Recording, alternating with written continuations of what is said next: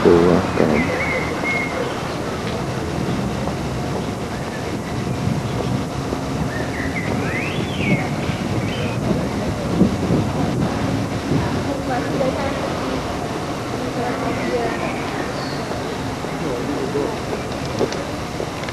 Inside a church.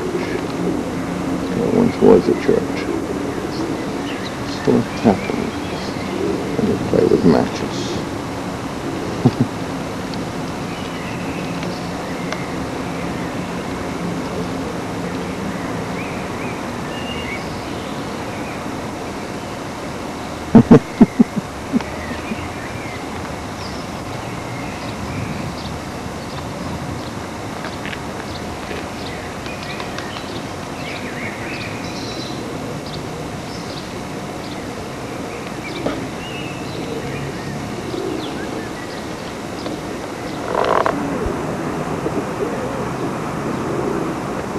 This is the Cock of York.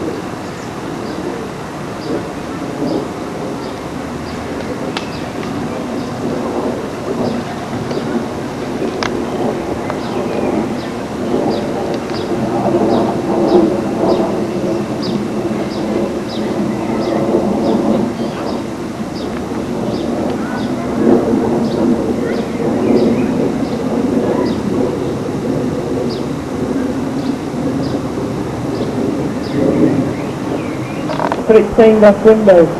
And to appreciate the windows, you've got to be inside the church. And it don't cost anything. The only things that you pay for in there is if you go down into the foundation or climb to the top of the central tower. I think anybody that makes it up 275 steps would get paid. I did that climb when I was about 13. I'm 150 now, I have no intention of ever doing it again. But I've got a good memory. And that'll have to be good. The English word shimeli, the counters outside the shops where the goods were laid out for sale, and you can still see a lot of those meat ledges, but there aren't any butcher's shops left, they're all craft shops nowadays. Number 35 on the shamble is the Catholic Shrine of Margaret Clitheroe that you can visit. There is a Catholic Mass said there, Saturday mornings 10 AM if you're interested, but you can go and look around the so it's very much a 14th century building. You can go and have a look round inside. It says between 9 and 5 daily. Lots of the archival records of the merchants and adventurers themselves and travellers. The company of merchants and adventurers founded in 1357, very much the Guild for Foreign Enterprise. Now they were very protectionist in their dealings, the medieval guild. Monopolistic in their trading enterprises. So the only competition really was in the quality of the goods that were produced. Over on the right here, the Red Lion Public House. It's one of the oldest pubs in the city, but its real claim to fame is that it was the first pub, in fact, to acquire its legal license to trade. Medieval York, also a very populous city, teeming with life. You can imagine all the tiny, narrow, crowded streets radiating out from the central focal point of York Minster.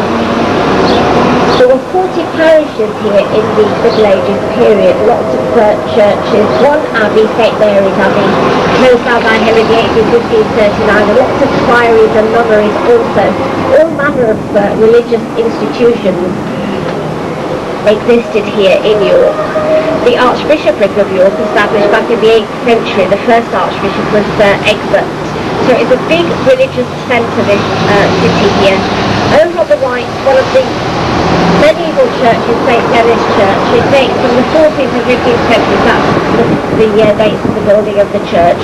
Now going back to the guilds, they were involved with the religious life of the city, particularly on the feast day of Corpus Christi. That takes place later this month. And every year, that's when there would be a big religious procession. And then, afterwards, starting at Holy Trinity Church on Micklegate, the pageant wagons would wend their way through the city streets and enact the different parts of the mystery plays at all the different stations. And there was great competition between and they went again in AD 410. Now they were here for a long time, and whilst they were here, they built up their city made of stone with public buildings and many beautiful villas. the fortress here, which incidentally you can see the remains of that fortress under the Minster of the Day in the Foundations Museum. There was this big fortress manned by the 9th Hispania Legion. They were marched up from Lincoln. They had previously been stationed there, and of course came to man this fortress and make it a very, very important place military-wise in the north of England. But it became a very beautiful city, and the Romans, being very civilised and cultured, of course made it so. And in 213 AD, the city of Iberacum, as it was called then, was given the title of a colonia. That meant it became the capital of the north of England. Second only in importance to the capital down in the south, which was London, or London, I can never say that. And now, while we're just passing the bar, you will get a better look, just going away from the Romans for a moment, because you couldn't see it too well there. There's Golden Bar to your right-hand side. For the benefit of those that just got on, it is the oldest of the four gateways here. You're standing on the side of the Roman one. The Roman one was called the Porta Principalis Dextra, and it led into the right-hand side of the great fortress here in Roman times. The little archway to your left-hand side there is called St Margaret's Gateway, or St Margaret's Archway, and the piece of wall that's joined onto it, running alongside the art gallery, people think that that piece of wall should come across the road and join up with the gateway. Well, it does look as though it should, but of course that's wrong.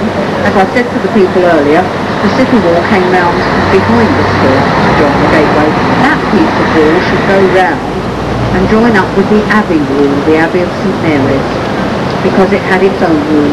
But you can't walk on that section, as you can see. It's just a single wall, it doesn't have a walkway on it.